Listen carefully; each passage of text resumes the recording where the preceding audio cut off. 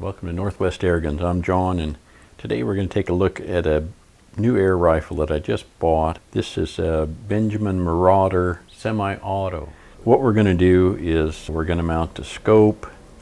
We're going to do some velocity testing, see how many shots we get, and then we'll shoot it and see if we can hit anything. Marauder. This is one of the early Marauders. I bought it not too long after these things came out.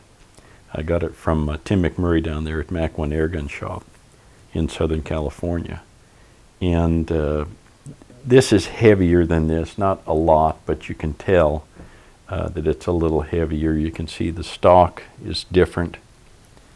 But the thing that I found interesting was if you compare the tubes, here the tubes are in line, and you come out to this end, the Semi-Auto has an extra 3.5 inches here of tube, and I don't know if that's to increase the volume so that they can have it cycle the Semi-Auto action, or it could be because there's a regulator in here and they needed a little bit more tube in order to fit the regulator in and still get the number of shots up to where they wanted it. All right, if we're going to load a magazine here, and when I ordered the gun, I went ahead and ordered 2 extra magazines. So if you do get one of these, I really recommend getting a couple extra magazines, because otherwise you're loading all the time instead of shooting. Now to load this thing, or to engage the magazine, you have to pull this back all the way. It goes in, and then you have to let it go like that. Make sure it's pushed all the way forward. All right, we're going to do some velocity testing here. See how it turns out. And I've got it set up. You can see the gun's in the rack, so it shoots consistently on a level plane. And we've got our crony set up here with the bullet trap here behind it. So we should be in good shape. The thing about this crony setup is it doesn't work unless you've got the lights off, the overhead lights. So I got to turn everything off dark, and then I'll come back and we'll start shooting.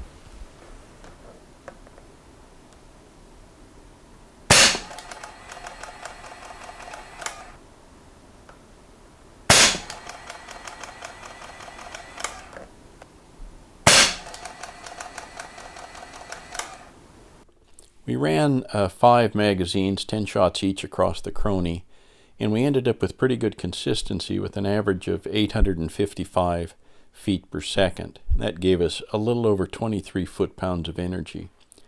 Our spread went from 841 to 866 feet per second for a total range of 25 feet per second. Standard deviation a little over 5 feet per second, and a spread of 2.9%, which is the range of 25 divided by the average of 855. We started our fill at 3,000 psi on the rifle gauge and ended at 1,950 psi. And then we ran out another 10 shots, and the consistency is still pretty good. I think a person could get 6 magazines, no problem, out of this, and possibly even a few more shots after that. Well, the next thing we did was we pulled out our Lyman trigger gauge to see what the pull weight on this trigger is. And we ended up between 2.5 to 3 pounds, somewhere in there. This is irrespective of the length of this pull and the creepiness of the trigger, just to see what kind of weight it was. So it's not a match trigger, but not too bad. Well, there's 3 adjustments that Crossman has built into this Marauder. The first, or the third, whichever you want to look at it, is the cheek on the stock, and you can adjust it up or down and get it where you like it. And I'll have to play with that a little bit, but all it takes is a 3/32 inch Allen head wrench, or hex head. So I'll play with that later. Another one is the power, and I am going to adjust the power on this, and that's a 1/4 inch Allen wrench goes in there, and then you can increase the power by turning it clockwise and decrease counterclockwise. You can also adjust the trigger for pull weight, which the pull weight's not that bad. It's what, a little over 2 pounds, 2.5 pounds, somewhere in there. What I think would be helpful is to be able to adjust the stages. And you can see where it's at, and the first stage on this trigger is that much. That's it. And the second stage, you can watch, come on, come on, come on, come on, come on, is way back here. So you've got a long ways to go here. And it would be desirable to have a shorter second stage and a longer first stage, or have both of them be short, or just single stage might be all right too. You can adjust the location. In other words, you can move the trigger from here, you can move it back a little bit, or forward, I guess, but you risk the sear engagement when you do that. And we're ready to do some shooting, and to do that I've got a Bosch & Lomb 6-24 scope mounted on here. We're going to shoot Crosman Premiers, Beeman Kodiaks, and JSB 15.9 grain pellets. I shoot 10-shot groups.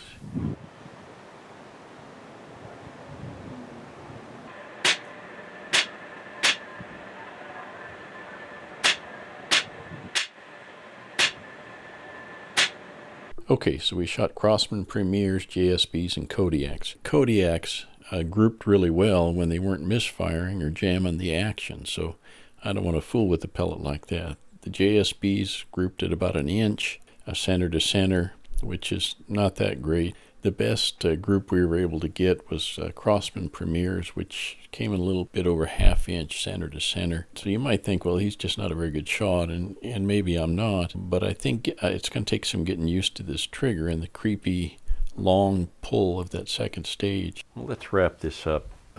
First of all, I really like the cheek piece that's adjustable, puts my eye right into the sightline with the scope. I love that. In terms of the action, the semi-auto action, I didn't have any trouble at all with the magazines and cycling the Crosman Premiers. Flawless. I did have a few jams with the Kodiaks and the JSBs, but I noticed too, when you let go of the T-handle here and it flies forward, sometimes it didn't come forward all the way. If you can see, there's a little gap right here between the T-handle and the receiver, and that has to be fully forward all the way like that, and then it functioned pretty well. I may revisit that later, see if there's something we can do with that. Accuracy, I think the accuracy's fine. 1/2 inch at 25 yards is plenty good. I actually think it is more accurate than that, but the problem I had was with this trigger being so long that normally when I'm shooting a target, I'll take a breath, let half of it out, and then squeeze the trigger, or as I'm squeezing the trigger. And this, you can't do that because it's such a long, creepy trigger that, you keep waiting for it to break, and it doesn't. And that's when your heartbeat starts showing up in the reticle, and maybe you get a little bit of muscle fatigue. And so I think the group's opened up because of this trigger. And now there is some adjustability that I haven't tried to do in moving the trigger back, so you're not starting it so far forward. But I haven't done that yet, and maybe that'll help. I don't know. We'll see. Okay, let's go ahead and summarize what we've got here. In terms of power, the Marauder Semi-Auto mine anyway, gets a little over 23 foot-pounds of energy. And it gets between 50 and 60 good shots, and maybe even a few more. The adjustability it has with the comb, the cheek rest, you can adjust the power, just not in mine. And you're supposed to be able to adjust the trigger for both pull weight and for position of the trigger in the trigger guard. Now our trigger pull weight actually came in about 2 3/4 pounds. Like I say, that's adjustable. And it was very creepy. Accuracy, we got about a 1/2 inch group at 25 yards, and I think it can be improved once we get used to that trigger. The weight of this rifle is heavy, let's face it. It's long, so this is not a gun you're going to get for your 12-year-old granddaughter or 9-year-old nephew. This is a man's gun. The cost, I think out on the street you can get them for about $700. I got mine for a little bit less, $560 delivered, based on a coupon I got, and I ordered directly from Crossman. Overall, this is a winner. I think it's a great gun. I can't wait to get it out in the field and shoot it. In terms of things to improve it, I think maybe different calibers might be nice. The trigger, of course, if you've come this far, you know what I think of the trigger. And more adjustability for power. Again, that could be just my specific rifle, but it would be nice to pop the power up a little bit more than what I've got. Okay, that's it.